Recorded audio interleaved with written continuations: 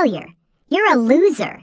My son Evan screamed these words at me, his wife Sarah right beside him in the middle of Mother's Day, in front of all the guests at an elegant restaurant. Their cruel laughter filled the air as I sat there seemingly defeated, just the poor old woman everyone thought I was. But what they didn't know was that in my purse, I had a small golden envelope that would change everything in a matter of minutes. With a calmness that surprised even me, I slowly slid my little gift across the glass table. Sarah looked at it with contempt and muttered, "What is this now? Another one of your pathetic attempts to get attention." Her eyes shone with that cruelty I had seen so many times, that look that made me feel like an annoying insect they had to put up with. The other guests watched us with morbid curiosity, waiting for another spectacle of family humiliation. But when I opened my lips and began to speak in a voice as serene as ice, panic began to creep across their faces. "Explain to your wife why the $10,000 monthly allowance you receive is going to disappear in the next 5 minutes, I said, looking directly into Evan's eyes. My voice was so calm it brutally contrasted with the storm I was about to unleash. "Explain to your in-laws, Edward and Francis, why the $2 million mansion where they live and the 3 luxury cars in the garage are going to disappear before this dessert is finished." Sarah's mocking smile began to fade slowly, as if she had just heard something her brain refused to process. Evan, for his part, was completely frozen, his fork suspended halfway to his mouth. "And explain to your partner Daniel why the company you think is yours will be dead before we leave this restaurant." I continued savoring every second of their growing confusion. I slowly rose from my chair, feeling every eye in the restaurant fixated on me. That's when the real panic began to show on their faces. Evan turned pale as if he had seen a ghost. His cheeks lost all color, and his lips began to tremble imperceptibly. Sarah dropped her wine glass, the red liquid spreading across the white tablecloth like blood on snow as she babbled incoherently. The other guests were completely silent, creating a silence so thick you could cut it with a knife. My son's hands began to shake visibly as he stammered in a broken voice. Mom, what are you talking about?" You have nothing. We've been supporting you for years. You live off the charity we give you, off the $500 we send you each month to survive in that horrible little house." "Oh, my dear son," I replied with a smile I hadn't shown in decades, a smile that held years of silent pain and meticulous planning. "I think it's time you met the real Damaris." My words floated in the air like a death sentence, and I could see the terror beginning to grip their souls as they realized something monumental was about to change forever. The golden envelope contained only a small sample of what was to come. The original deeds to the mansion where they lived, signed in my name 15 years ago.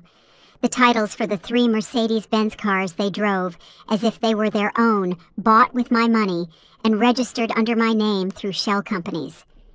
And most devastating of all the documents that proved I was the true owner of 80% of the construction company they thought they had built with their own effort and talent. Impossible. Sarah whispered, her voice breaking as she read the documents with hands that trembled like leaves in the wind. Her face had taken on a grayish tone I had never seen before. "This has to be fake. You live in that awful little house in the poor neighborhood, you drive that beat-up car that makes weird noises, you buy used clothes at flea markets." Her perfect world, built on lies and arrogance, began to crumble before her eyes, as she realized that the poor old woman she had humiliated for years was actually a multimillionaire who had been watching her every move, every betrayal, every cruelty. But I'm getting too far ahead in this story of perfect revenge. For you to really understand how I got to that moment of sweet justice, when I could see the absolute terror reflected in their eyes, I need to take you back 6 months to when I made the smartest decision of my life, to become the invisible woman of my own family. 6 months ago, I was exactly what I appeared to be, a 64-year-old grandmother living a seemingly simple and modest life. My routine was predictable, like a Swiss watch. Every morning, I woke up at 6 o'clock in my small 2-bedroom house in the Oakwood district, made my black coffee in an old coffee pot I bought at a flea market, and sat in my worn-out armchair to read the newspaper while listening to the news on my antique radio. My house was deliberately humble, Cream-colored walls that needed a new coat of paint, furniture I had bought secondhand, basic appliances that worked but looked worn from years of use. My refrigerator was covered in family photos where I always appeared smiling next to Evan and Sarah like the perfect grandmother who unconditionally adored her family. Those photos hurt me every time I saw them because they showed a happiness that no longer existed in reality. My son Evan was 42 and appeared to be the successful man he had always dreamed of being. Tall, with perfectly combed dark hair, he always wore expensive suits paired with Swiss watches that cost more than an average person's annual salary.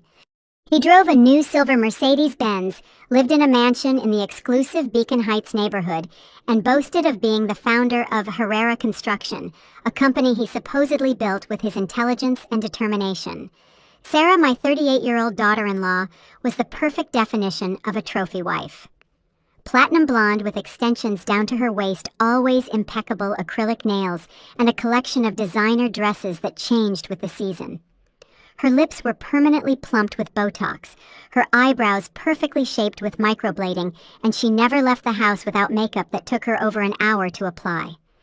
She drove a red Mercedes-Benz that Evan had given her for her birthday, and she spent her days between the spa, the exclusive gym, and the luxury stores at the most expensive mall in the city. Sarah's parents, Edward and Frances, lived with them in the mansion. Edward was a 65-year-old man who had retired early, thanks to Evan's generosity, who had gotten him a well-paying job at the construction company. Frances, 62, tended to the mansion's garden and cooked for the whole family. They both treated Evan as if he were the family's savior, the perfect son-in-law who had rescued their daughter from a life of mediocrity. Every Sunday religiously, I would visit the mansion for family lunch. I would arrive in my small white 2010 car, which made strange noises as it climbed the steep hills to Beacon Heights. I always brought a homemade dessert that I had prepared with my own hands. Chocolate cakes, coconut flans, or oatmeal cookies. My gifts were received with forced smiles and condescending comments like, "Oh, you shouldn't have," or "How sweet, you're always so thoughtful." The family dynamic was perfectly clear from the moment I walked through the front door. I was the second-class guest, the poor grandmother who depended on the kindness of her successful son. They would seat me in the least comfortable chair in the dining room, serve me on the oldest plates, and my opinions were ignored or dismissed with nervous laughter. Sarah always found subtle ways to remind me of my place in the family hierarchy. "Damaris, how are you managing with the house expenses?" she would ask with false concern as she cut her imported steak. "I hope the $500 Evan sends you each month is enough for you. We know it's hard to manage money at your age." Her comments always came with a little smile that didn't reach her eyes, the expression she used when she wanted to make me feel small and grateful. Evan, on the other hand, had developed the habit of talking to me as if I were a child who needed simple explanations to understand the world. "Mom, you have to understand that maintaining this house costs a lot of money. The property taxes are $8,000 a year, not to mention maintenance, utilities, and food for 5 people. We make a huge effort to help you with that $500 a month, but sometimes it's hard to balance our own needs with yours." What really broke my heart was seeing how they had built a perfect narrative where they were the generous heroes, and I was the grateful beneficiary. Daniel, Evan's business partner, frequently visited the house to discuss business, and they always introduced me as Evan's mom, who lives on a very small pension, but we help her because family is the most important thing. Daniel was a 45-year-old man, bald with a prominent belly that he tried to hide with expensive vests. He had a way of speaking that betrayed his humble origins, but he managed to project an image of sophistication that was more comical than convincing. He always spoke to me with that special condescension reserved for the elderly. "Mrs. Damaris, what a pleasure to see you. Evan always tells us how proud he is to be able to take care of you in your old age." Sundays had become a ritual of subtle but constant humiliation. After lunch, while the men retired to the study to discuss business over $500 bottles of whiskey, Sarah would drag me to the kitchen under the pretext of helping with the dishes. It was there that she really showed her true nature, where she took off the mask of the polite daughter-in-law and told me exactly what she thought of me. "Damaris, I think it's time we spoke frankly," she had said to me one particularly cruel Sunday while drying a crystal glass with dramatically careful movements. "You're getting older, and frankly these weekly visits are becoming a burden for all of us. Evan works hard all week. Sundays are his only day off, and having to worry about entertaining you is becoming exhausting." But all of that was about to change forever. Because what they didn't know was that the real Damaris had been observing, taking notes, and preparing the most brilliant move of her life. The following months turned into a downward spiral of increasingly elaborate and cruel humiliations, as if they had decided they no longer needed to keep up appearances with me. Evan and Sarah began to show their true contempt without filters or pretense. Each Sunday transformed into a new opportunity to remind me how insignificant I was in their perfect lives. The first sign that something had definitively changed came one Sunday in February, when I arrived at the mansion as usual, with my homemade carrot cake and my hopeful smile. Sarah opened the front door dressed in a pink tracksuit that cost more than my monthly rent, and she didn't even pretend to be happy to see me. "Oh, you're here," she said with an exaggerated sigh, as if my presence were a major inconvenience she had forgotten she would have to endure. "Let me guess," she continued, looking at the cake box in my hands with obvious disdain. "Another one of your homemade creations. Damaris, we've told you 1,000 times we have a personal chef. We don't need you to bring these things." The word things came out of her mouth as if she were describing radioactive waste. "Besides, Francis is on a doctor-ordered diet, Edward is diabetic, I'm watching my figure, and Evan is avoiding sugar. Literally, no one in this house is going to eat what you brought." But she didn't stop there. She took me to the kitchen and right in front of my eyes threw my cake directly into the trash can without even opening the box. "It's better if we don't waste time pretending someone's going to try it," she declared as she washed her hands as if she had touched something contaminated. "Frankly, Damaris, I think it's time you accepted that your days of being useful in the kitchen are over." Evan had developed a new strategy to demonstrate his superiority. He talked about money constantly, always in terms that made me feel like a beggar. During lunches, he began to openly discuss the household expenses, emphasizing astronomical figures that supposedly overwhelmed him. "The monthly pool maintenance costs us $1,200, he would announce while cutting his imported salmon. "The gardener is $2,000 a month, the maid, another $1,500, not to mention the gas for the 3 cars, which easily reaches $800 a week." Then he would look me straight in the eye and add, "That's why, Mom, I hope you understand why we're sometimes late with your allowance. $500 might not seem like much to you, but for us, it represents a real effort when we have so many fixed expenses." The cruel irony of his words pierced me like daggers, because he knew perfectly well that $500 was not a small amount for someone supposedly living on a minimal pension. Sarah had perfected the art of social humiliation. She started inviting her friends from the tennis club during my Sunday visits, apparently to show off her perfect life, but really to use me as an example of what they didn't want to become. "Girls, let me introduce you to my mother-in-law, Damaris," she would announce with a fake smile as I sat on the oldest sofa in the living room. "She's such a brave woman, isn't she? She lives alone in a very modest little house and gets by on very little money. We try to help her as we can, but you know how it is. You can't solve everyone's life for them." Her friends, women between 35 and 40, all with the same face tightened by plastic surgery and the same rehearsed laugh, would look at me with that mix of pity and superiority they reserved for the less fortunate.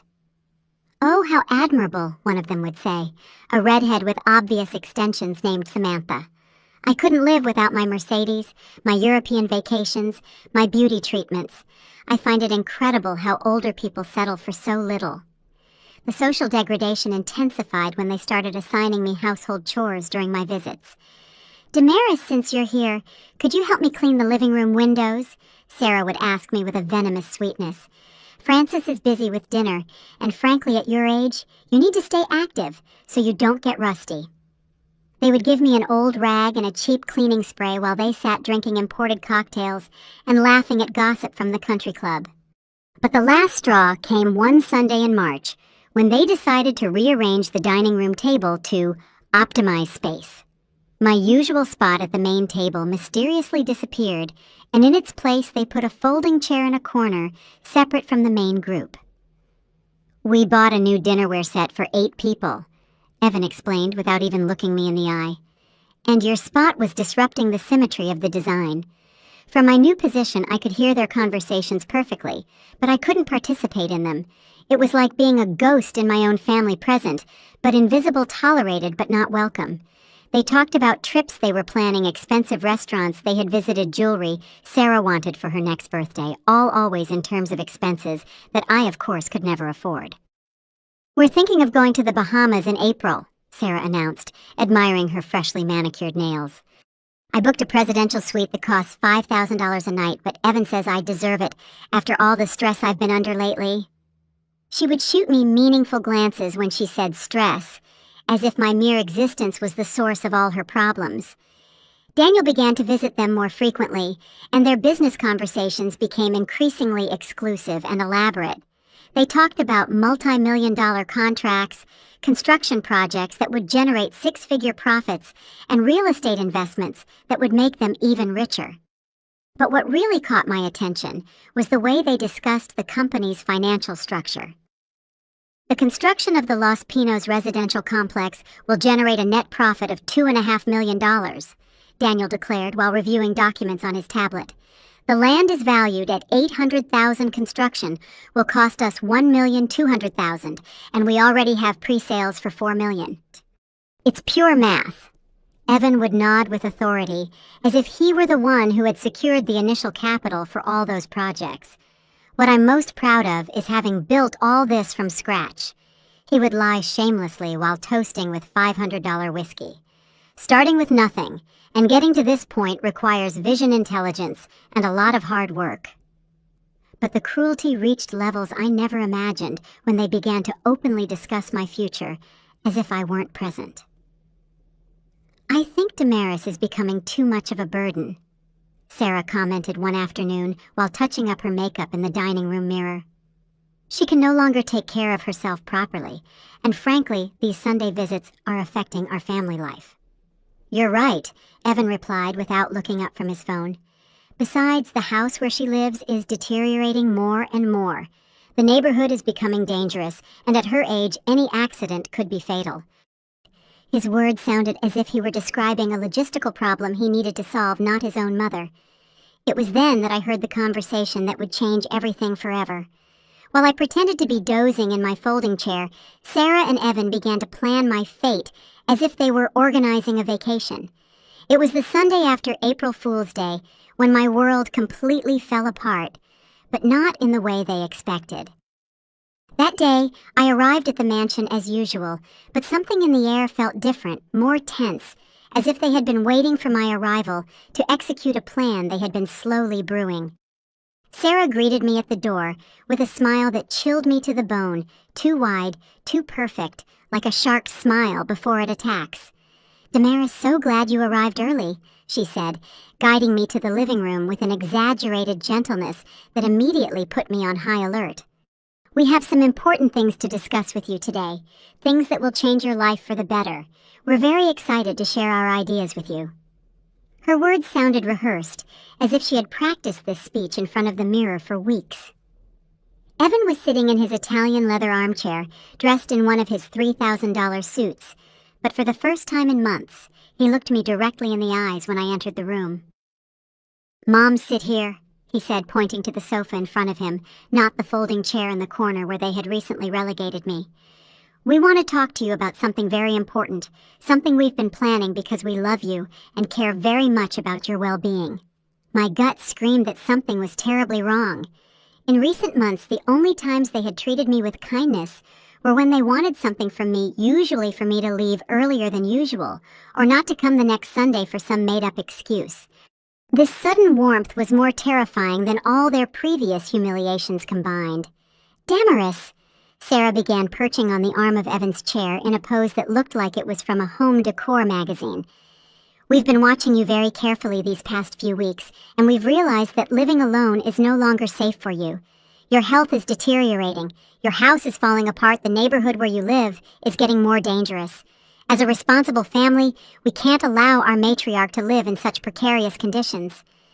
Evan nodded gravely, as if they were discussing a matter of national security. "Mom, you're 64 years old.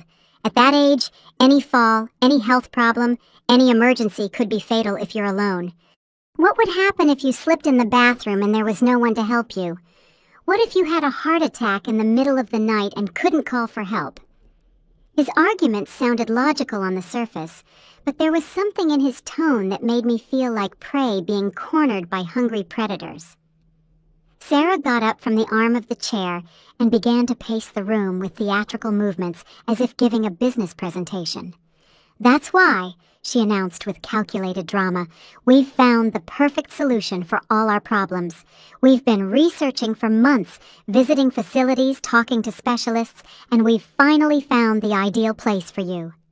She pulled a sleek brochure with colorful photos from her purse and sat next to me on the sofa, getting so close I could smell her expensive perfume mixed with something that reminded me of fear. "It's called Sunset Gardens Retirement Community," she said, opening the brochure with feigned enthusiasm.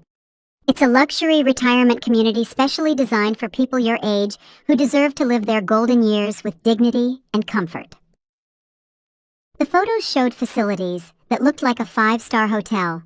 Private rooms with garden views, elegant dining rooms with white tablecloths, recreation rooms with big screen TVs, even a small chapel and a library. The pictures featured smiling seniors playing cards, walking through perfectly manicured gardens, participating in dance classes and craft workshops. "Look at these facilities." Sarah continued turning the pages of the brochure as if selling a vacation package. "They have 24-hour medical service-trained nurses, a professional chef, daily recreational activities, cleaning service, laundry, even a beauty salon. Imagine, Damaris, you'll never have to worry about cleaning your house, cooking, going to the supermarket, anything. Everything will be taken care of for you."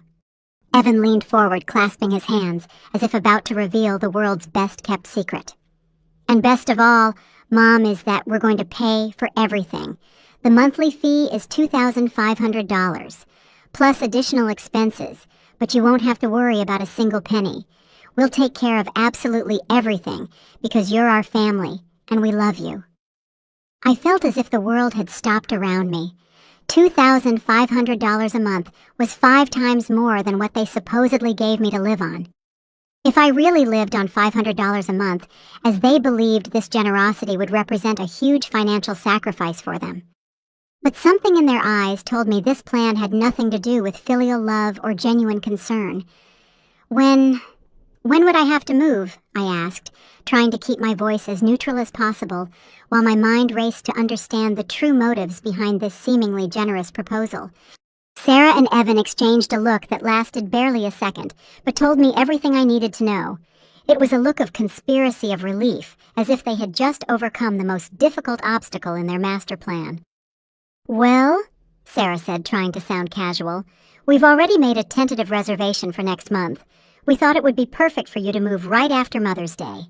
That way you can celebrate one last special occasion with us in the family home, and then start your new life in a more appropriate environment for your needs." Mother's Day was less than 3 weeks away. They were giving me an ultimatum disguised as a gift, a family expulsion wrapped in gift paper and adorned with bows of false concern. But what terrified me most was realizing they had probably been planning this for months, maybe even years. "Besides," Evan added in a tone that tried to sound reassuring but felt threatening to me, "we've already spoken to a real estate agent about your house. The market isn't great for properties in your area, but we think we could get about $30,000 if we sell it quickly. That money could cover almost a full year of your stay at Sunset Gardens, so it would really be like your own house is paying for your future comfort." $30,000 for a house that, although modest, I had bought 10 years ago for $60,000 and was now worth at least $80,000 on the current market. But to them, $30,000 was a bargain that would allow them to get rid of me, and at the same time look like the generous children who had sacrificed everything for their mother's well-being. "We have an appointment to visit this Wednesday," Sarah continued, clearly excited that I hadn't offered immediate resistance to their plan. You can see the facilities, talk to other residents, see your room. I'm sure you're going to love it. People your age need to be surrounded by people of their own generation with similar interests and compatible life experiences. But it was then that Daniel arrived unexpectedly for an impromptu business meeting, and my world changed forever. While they retired to the study to discuss construction matters, I stayed in the living room, apparently reading a magazine, but actually processing everything I had just heard. It was during that wait that Sarah made the biggest mistake of her life. She left her cell phone on the coffee table while she went to the bathroom to touch up her makeup, and the screen lit up with a message notification. It wasn't my intention to spy, but the message was from her sister, and the first lines were clearly visible on the lock screen. Did you convince the old hag to go to the nursing home? Yet Mom says as soon as she's gone, you can remodel the whole house without her being in the way. She also says Dad is already excited to use the whole garage for his projects. My blood ran cold. It wasn't just Evan and Sarah, it was her whole family. Everyone knew about the plan. Everyone was waiting for my departure as if it were a long-awaited liberation. I quietly got up from the sofa and approached the phone. With trembling hands, I swiped up to see more messages in the conversation. What I read next shattered my soul, but at the same time it ignited a flame of fury I didn't know still existed within me. The messages I read on Sarah's phone were like daggers straight to the heart, but they were also like electric shocks that woke up something inside me that had been dormant for too long. With trembling hands, I continued to read the conversation that revealed the true nature of their master plan. You have no idea how easy it was to convince her, Sarah had written just 2 days before. The old woman is so desperate to feel loved that she swallowed the whole luxury nursing home story. Evan acted like we were making a huge financial sacrifice, but the reality is that with the $2,500 we're going to pay monthly, we'll save a lot more money by not having her here every Sunday eating our expensive food. Her sister's reply was even worse. Ha ha ha ha, you guys are so smart. Besides, once she's admitted, it'll be much easier for her to gradually lose contact with you. Old people in those places get depressed and antisocial. In a year, she probably won't even want you to visit. But the message that truly took my breath away said, best of all, Dad already spoke to his lawyer friend. He says if you can get her committed for mental incapacity due to age, after 6 months, you can apply for legal guardianship over her and take control of any savings she has. Even if it's just a few $1,000s, every penny counts. My brain processed that information like it was a nuclear bomb. They didn't just want to get rid of me. They planned to have me declared mentally incompetent to steal every last cent of my supposedly small savings. The irony was so brutal, it almost made me laugh hysterically. If they only knew my net worth exceeded $15 million, they probably would have planned my murder instead of my commitment. I quickly took pictures of all the messages with my own phone before Sarah returned from the bathroom. My hands were no longer shaking. Now they moved with the surgical precision of someone who has found their purpose. For the next 30 minutes, while they continued their business meeting, I mentally developed the most elaborate revenge strategy of my life. That night in the privacy of my small house, I began to plan my counterattack with the methodicalness of a general preparing for war. The first thing I did was contact my personal lawyer, Mark Vance, a 58-year-old man who had handled my legal affairs for over 2 decades. Mark was one of the few people who knew my true financial situation and had always respected my decision to maintain a low profile. Damaris, he said to me on the phone that night, his voice filled with concern when I told him what I had discovered. This is much more serious than we initially thought. If they really try to have you declared incompetent, they could create complicated legal problems, especially if they have accomplices in the judicial system. We need to act quickly and intelligently. Over the next few days, Mark and I worked together to create what he called the most solid protection network he had ever designed. First, we updated all my wills and legal documents, making it absolutely clear that I was of sound mind and that any future attempt to declare me incompetent would be fraudulent. Second, we organized all the evidence of my true net worth in an order that would be impossible to refute. The deeds to the mansion where they lived dated 15 years ago and registered under my name through the shell company Pacific Investments, Inc. The titles for the 3 Mercedes-Benz cars, bought with direct bank transfers from my personal accounts. The corporate documents proving that I owned 80% of Herrera Construction through a complex chain of anonymous societies and trusts. But most devastating of all were the bank records showing each of the $10,000 monthly transfers they had been receiving for the past 8 years, all coming from my accounts and channeled through different financial institutions to make them seem like they were from external investors or government contracts. Mark had been brilliant in structuring this operation.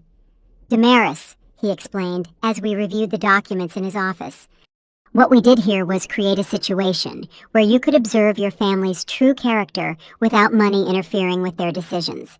They have been living off your generosity for years, but since they didn't know it was coming from you, their actions reflect exactly who they are when they believe they have nothing to lose or gain from you. The third step of my plan involved hiring a private investigator, Arthur Miller, a 53-year-old ex-cop who specialized in family fraud cases. Arthur had the perfect appearance to go unnoticed, average height, normal build, and easily forgettable face. But his mind was like an information processing machine. "Mrs. Damaris," he told me during our first meeting in a discreet downtown cafe. "I've seen many cases of family abuse throughout my career, but this one has elements that make it particularly interesting. Your son and daughter-in-law have built a completely false life supported by your money, but they've come to believe their own lies about their success." Arthur spent the next 2 weeks meticulously documenting Evan and Sarah's true financial situation. The results were even more shocking than I had imagined. Without my $10,000 monthly transfers, they had absolutely no real income. The successful construction company was basically a front that depended entirely on the contracts I secretly financed through my business connections. "Look at these records," Arthur showed me during our second meeting, spreading a folder full of documents on the table. "Your son has personal debts of over $200,000 on credit cards and bank loans. Your daughter-in-law owes an additional $150,000 for luxury purchases and cosmetic treatments. The mortgage on the mansion is 3 payments behind, and they've only avoided foreclosure because you've been covering the payments through the trust." But the most devastating information was about Daniel, the supposed business partner. "This man," Arthur continued, "has no capital invested in the company. His stake is completely fictitious. He basically acts as a front man for projects. You Finance receives a 10% commission for his involvement, and then Evan takes credit for all the business successes." The fourth step of my plan was the most delicate. I needed to create irrefutable evidence of their true intentions without alerting them to my discoveries.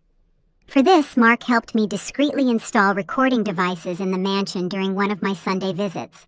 Since I had free access to the whole house and they considered me completely harmless, it was surprisingly easy to place tiny microphones in the study, the kitchen, and the main living room.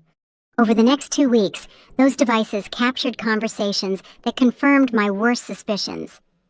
Evan and Sarah not only planned to commit me, but they had already started making arrangements to sell my property. They had forged my signature on preliminary documents and were working with a corrupt notary to speed up the sale process. "Once she's in the home," I heard Evan say during a phone call with someone who sounded like a lawyer, "we're going to need the legal incapacitation process to be as fast as possible. We have fake medical reports documenting her mental decline and several witnesses willing to testify that she has been acting irrationally." The lawyer's response was equally chilling. "Mr. Evan, with the documentation you've provided, I can guarantee that in less than 4 months, you'll have complete legal control over all of your mother's assets. The procedure will cost $20,000, but considering you'll recover at least $100,000 from the sale of the house, it's a very profitable investment." But the moment that sealed their fate came when I heard Sarah talking on the phone with her sister. "The stupid old hag is so excited to move into the luxury home that she even thanked me for taking such good care of her. She has no idea that Sunset Gardens is basically a prison for the elderly where they'll medicate her until she's a zombie. In 6 months, she won't even remember her own name." It was time to act. Mother's Day was only 5 days away, and I had everything ready for the most satisfying performance of my life. Mother's Day dawned with a clear sky that seemed to mock the storm about to break. I woke up at 5 in the morning, not because I had to, but because the adrenaline rushing through my veins had kept me awake most of the night. Today was the day that the humble, submissive Damaris would die forever, and the woman I should have always been would be born. I dressed with special care that morning. I chose a wine-red dress I had discreetly bought the week before, nothing ostentatious, but elegant enough to send a subliminal message. I styled my hair simply but impeccably, applied light makeup to look healthy and alert, and for the first time in years, I wore the pearl necklace I had inherited from my mother, the only piece of luxury I allowed myself to wear in public without raising suspicion. In my purse, I carried the golden envelope that held my family's fate. Inside were copies of all the legal documents that would prove my true financial identity, but more importantly, I carried something they would never expect. The immediate cancellation contracts for all the services, properties, and benefits they had been enjoying unknowingly. I arrived at the mansion at exactly noon as we had agreed. Sarah had organized a special Mother's Day lunch and had invited not only her parents, Edward and Frances, but also Daniel and his wife, two couples who were friends from the country club, and surprisingly, an older man I didn't recognize, but whom Evan introduced as Dr. Ramsey, a specialist in geriatrics. The doctor's presence confirmed my suspicion was correct. They had planned to use this gathering to begin the process of having me declared mentally incompetent. They probably expected me to say or do something during lunch that the doctor could interpret as a sign of cognitive decline. "Mom," Evan exclaimed with an exaggerated joy that bordered on comical. "You look so beautiful today. That dress fits you perfectly, doesn't it, Sarah?" His performance was worthy of an amateur theater award, but all the guests smiled and nodded, as if they truly believed in this farce of a loving family. Sarah came over to give me a hug that lasted exactly 3 seconds, long enough for the guests' cameras to capture the moment, but not long enough to show genuine affection. "My dear," she murmured in my ear, "today is going to be a very special day for you. We have so many surprises prepared." Her voice had that venomous quality I knew so well, but disguised under layers of false sweetness. The dining room was decorated with fresh flowers, and the table was set with the house's most elegant dinnerware.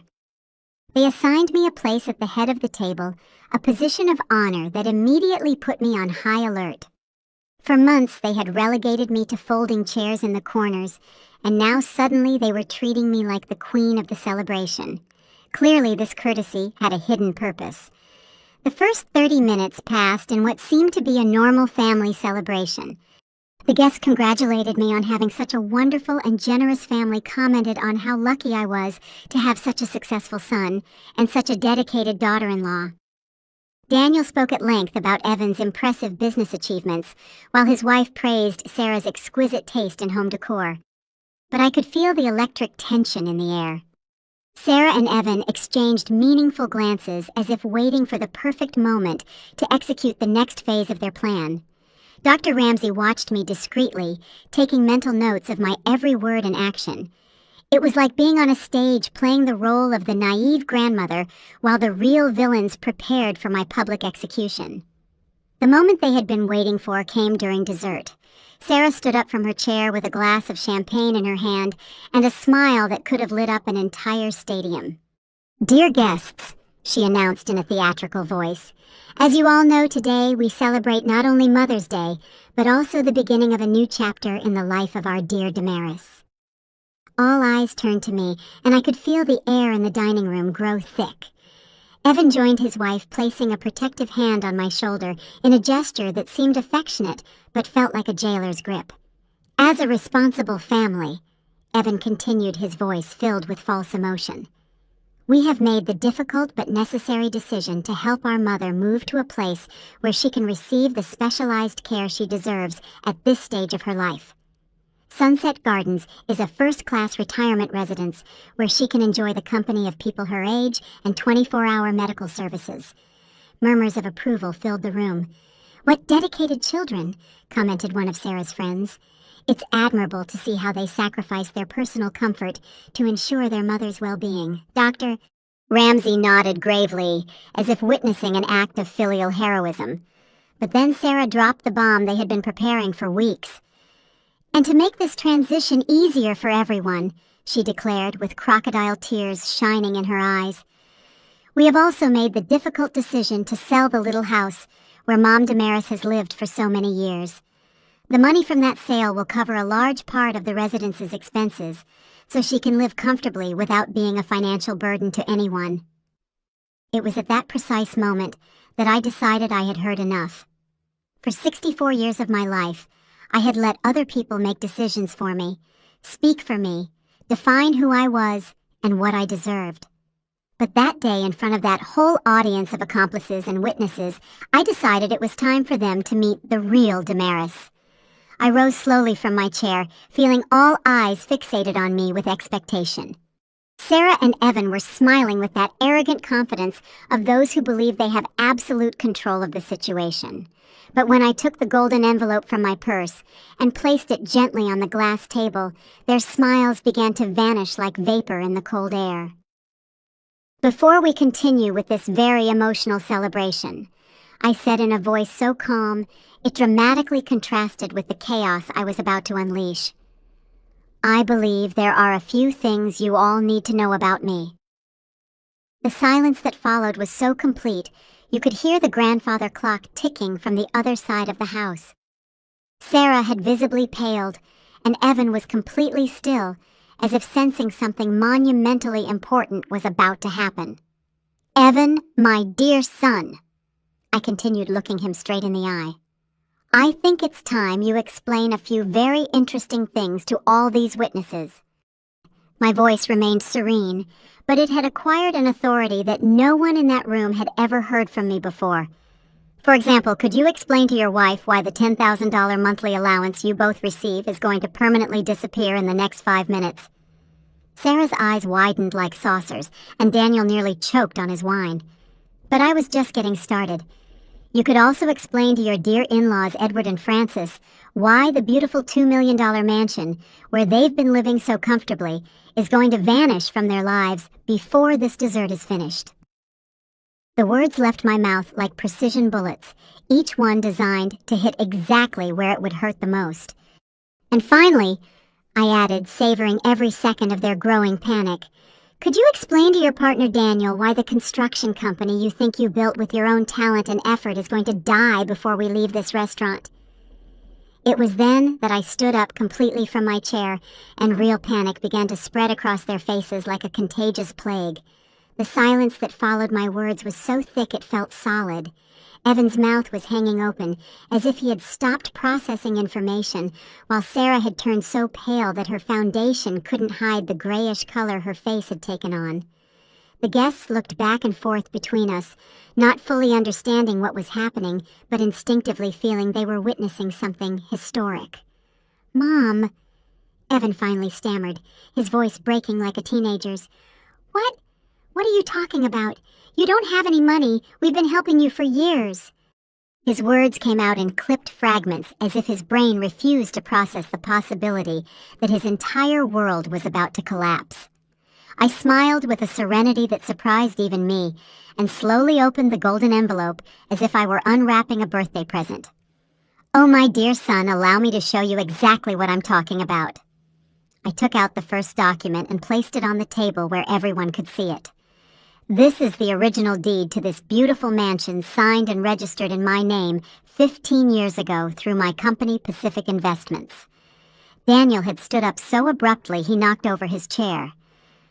That's impossible," he muttered, stepping closer to examine the document.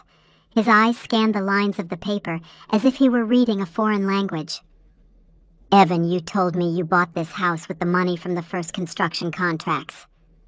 "Because that's what I believed," Evan whispered, his voice barely audible.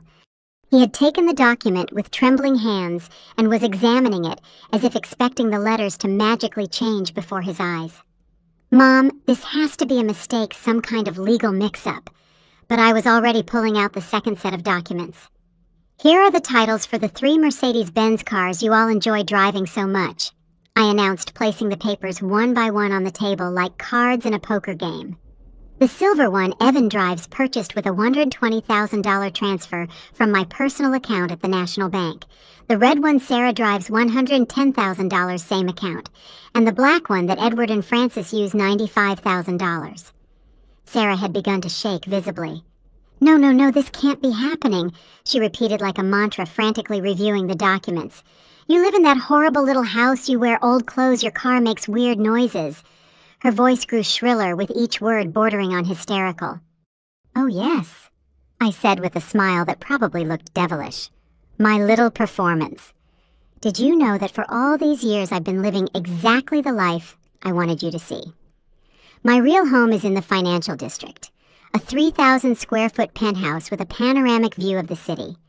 My noisy car is a collector's edition Volkswagen that I keep precisely because I like its character, but I also have a BMW and a Lexus in my private garage." The guests had started murmuring among themselves, some pulling out their phones to record what had clearly become the most spectacular family drama they had ever witnessed. Dr. Ramsey, who was supposedly there to assess my mental competence, watched me with a mixture of astonishment and professional admiration. But the final blow came when I pulled out the corporate documents for Herrera Construction. "And now the crown jewel," I announced, fanning the papers out. "Daniel, my dear son's partner, I hope you've enjoyed these years of pretending to be a successful businessman. Because it turns out that 80% of the company you think you helped build has belonged to me from day one." Daniel sank into his chair as if he had been physically struck. "Impossible," he murmured, but his voice had lost all conviction. "The contracts, the clients, the initial capital, it all came from our contacts and our work. It came from my contacts and my money," I corrected firmly. "Every major contract you've secured in the last 8 years was arranged through my connections in the industry. The land for the Los Pinos residential complex, which has earned you $2.5 million in profit, was purchased by me through a trust. The capital for all construction projects came from my bank accounts, channeled through different institutions to appear as external financing." Evan had stood up and was pacing around the table like a caged animal. But why? Why would you do this? Why did you lie to us all these years?" The question gave me the perfect opportunity for the most satisfying moment of this entire revelation. "Why did I lie to you?" I repeated, and for the first time in the conversation, I allowed real emotion to filter into my voice. "I didn't lie to you, dear son. You never asked me about my real situation. You assumed I was poor. You decided to treat me like a burden, and you built your entire relationship with me based on that assumption." Sarah had started to cry, but they weren't tears of remorse, but of pure terror for what this meant for her future. "Damaris, please," she pleaded, her voice breaking. "We can fix this. We can change. We can treat you better. You don't have to punish us like this." "Punish you?" I asked, genuinely surprised by her choice of words. "I'm not punishing you, dear Sarah. I'm simply withdrawing my financial support from people who have proven they don't deserve it." I took out my cell phone and dialed a number I had on speed dial. "Mark, it's Damaris. Yes, proceed with all the cancellations immediately." "What cancellations?"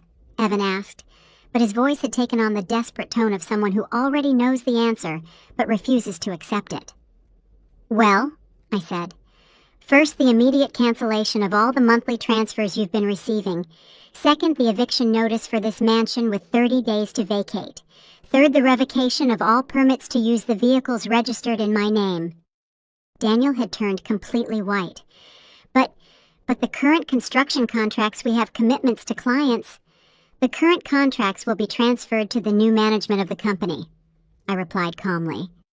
"I've decided to put real professionals in charge, not people who believe their own lies about their business talent." I addressed him directly.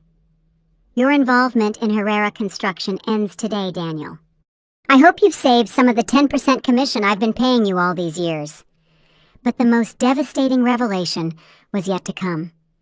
I took out my phone again and played one of the recordings I had captured in previous weeks. Sarah's voice filled the dining room. The stupid old hag is so excited to move into the luxury home that she even thanked me for taking such good care of her.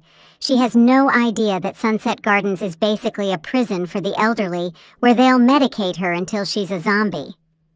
The silence that followed was absolute.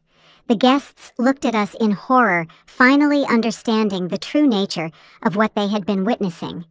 Francis and Edward looked completely shattered, as if they had just realized their daughter was a sociopath. I also have recordings of all your conversations about having me declared mentally incompetent. I continued watching as panic spread across their faces like an oil slick. The consultations with corrupt lawyers, the plans to falsify medical reports, even the arrangements to sell my house without my knowledge using forged documents. Evan had sunk heavily into his chair, his head in his hands. When he finally spoke, his voice was barely a whisper. "Mom, I'm sorry. We didn't know. If we had known the truth, you would have acted differently," I interrupted. "Do you really think the problem here was that you didn't know I have money? The problem wasn't that you planned to drug me in a nursing home, steal my small savings, and get rid of me like I was trash." My voice had turned cold as steel. "No. Evan, the problem is exactly who you are as people." And that's when they finally realized that not only had they lost all their money and property, but they had done it in front of witnesses who now knew their true intentions. Their social reputation, their status, their future, everything had crumbled in the space of 30 minutes. The empire of lies they had built had turned to ash, and I was the woman who had lit the fuse. 3 months after the Mother's Day lunch that changed everything, my life had transformed in ways I hadn't even fully anticipated. That Monday morning, as I drank my coffee on the terrace of my real home, a luxury penthouse in the heart of the financial district, I reflected on how the truth had liberated not only my spirit, but also my future. The view from my 25th floor window spanned the entire city. I could see the mountains in the distance, the river winding between the buildings, and the perfectly manicured gardens of the public parks. This had been my real home for the past 8 years, a sanctuary of peace and luxury that I had kept secret while playing the part of the poor, needy grandmother. My apartment reflected who I truly was, a woman of refined but not ostentatious tastes, intelligent and successful, but with her feet on the ground. The walls were decorated with original art from emerging local painters, not because they were expensive, but because I liked supporting new talent. My library took up an entire wall filled with biographies of female entrepreneurs, classic novels, and financial investment books I had studied religiously for decades. The kitchen was my personal pride with state-of-the-art appliances where I actually cooked, not like the act I had maintained in my fake little house. I had a collection of imported spices from around the world, professional utensils, and a pantry that was always well-stocked. Cooking wasn't a necessity for me, but a passion I had rediscovered in my new freedom. But the most significant transformation wasn't in my physical surroundings, but in how I related to the world. For years I had walked hunched over, dressed in modest clothes, avoiding attention. Now I walked tall with the confidence of a woman who had taken complete control of her destiny. My new routines included yoga classes at an exclusive studio, dinners at the city's best restaurants, and most importantly, weekly meetings with my new social circle.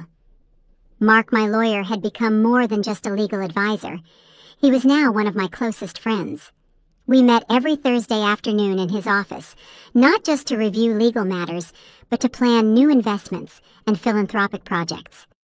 Damaris, he had told me last week while we were reviewing the financial statements of my companies, what you did wasn't just reclaiming your power, it was creating a model for how a woman can take control of her narrative at any age. The new management of Herrera Construction had turned out to be far more successful than it ever was under Evan and Daniel. I hired Eleanor Martinez, a 45-year-old civil engineer with an MBA and 20 years of experience in large-scale projects. In just 3 months, she had completely restructured operations, implemented new quality systems, and secured contracts that doubled our projected revenues. "Mrs. Damaris," Eleanor had reported during our monthly meeting, "the clients are amazed by the difference. Before, projects were constantly delayed, there were communication problems, and the quality of work was inconsistent. Now we deliver on time, within budget, and with standards that exceed expectations. Her professionalism and dedication confirmed that I had made the right decision in removing the previous managers. My social life had also flourished in unexpected ways. Through my yoga classes, I met a group of professional women my age who had become genuine friends. There were retired doctors, former executives of multinational corporations, successful artists and entrepreneurs who, like me, had built significant fortunes but preferred to keep a low profile. What I admire most about your story, Samantha, a 62-year-old former marketing director, had told me during one of our monthly dinners, is that you didn't seek revenge for revenge's sake. You sought justice, and the difference is enormous. These women understood the unique challenges of being successful in a society that often underestimates the power of older women. But perhaps the most significant change was in my relationship with myself. For years, I had allowed others to define my worth, to treat me as if I were invisible or irrelevant. Now, for the first time in decades, I felt completely aligned with who I truly was. I woke up every morning excited about the day's possibilities, not resigned to enduring humiliations. My morning routine had evolved to reflect this new confidence. After my coffee and financial news reading session, I would spend an hour in my private gym, not because I needed to stay in shape to impress anyone, but because it made me feel strong and vital. Then I would choose my clothes for the day carefully, not to hide, but to express exactly who I was, a successful, intelligent woman completely in control of her life. Weekends were dedicated to exploring passions I had postponed for years. I took oil painting classes at an adult workshop where I discovered I had a natural talent for landscapes. I joined a book club that focused on biographies of historical female entrepreneurs. I even started taking tango lessons, not because I had a partner, but because I had always wanted to learn and finally had the confidence to do it. But what gave me the most satisfaction was my new philanthropic project. With Mark's help, I had established the Invisible Women Foundation, dedicated to helping older women who had been victimized by financial family abuse. We worked with specialized lawyers, psychologists, and social workers to identify cases similar to mine and provide free legal and emotional resources. The number of cases we're uncovering is alarming. The foundation's executive director, a social worker named Frances Guerrero, had explained to me, there are thousands of women being financially manipulated by their own families, but they don't have the resources or information needed to defend themselves. Our program had already helped more than 50 women in situations similar to mine. One of our first beneficiaries was a 70-year-old woman named Eloisa, whose daughter had been stealing her pension for 5 years while convincing her she was too old to manage her own finances. With our legal help, she not only recovered her money, but also pressed criminal charges against her daughter for elder fraud. Mrs. Damaris, Eloisa had told me during our last meeting with tears of gratitude in her eyes, you gave me back not only my money, but my dignity. For the first time in years, I feel like a person who deserves respect. These moments reminded me why it had been worth exposing my own family situation. My new life also included simple pleasures I had forgotten existed. I could go to the supermarket and buy exactly what I wanted, not the cheapest thing available. I could give generously to charitable causes without having to pretend that every dollar was a sacrifice.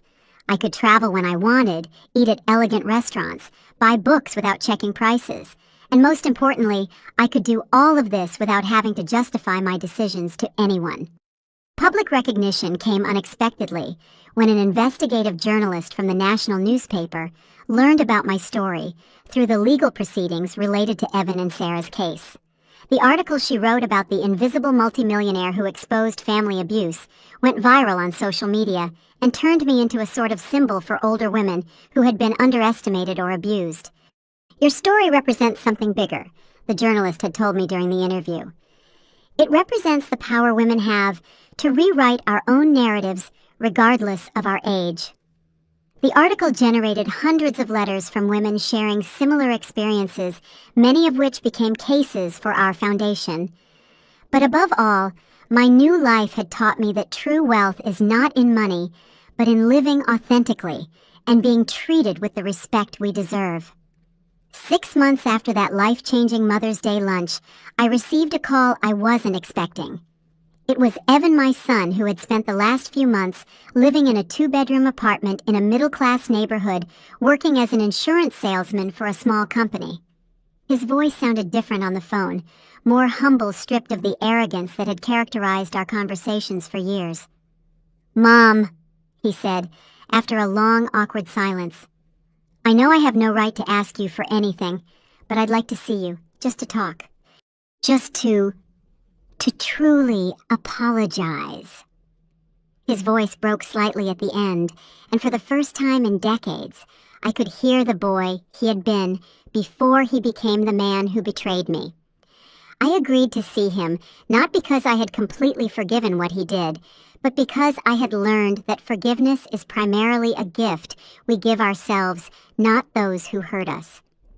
We met at a quiet cafe downtown neutral and public where we could both feel safe to express what we needed to say.